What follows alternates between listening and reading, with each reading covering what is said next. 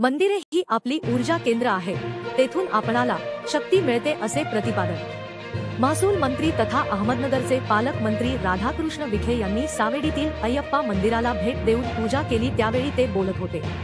यावेळी शिवसेनेचे शिंदे गटाचे जिल्हाप्रमुख बाबूशेठ टायरवाले, भाजपाचे जिल्हाध्यक्ष अभय आगरकर, भैया गंधे, शिवसेनेचे आनंदराव शेळके आदीसह मंदिराचे ट्रस्टी व भाविक उपस्थित होते। मंदिराचे पुजारी यांनी भगवान अय्यप्पा स्वामी व मंदिराबद्दल नामदार विखे पाटील यांना माहिती दिली, तर बाबूशेठ टायरवाले यांनी त्यांचा सत्कार केला। प्रतिनिधी महेश कांबळे, अहमदनगर।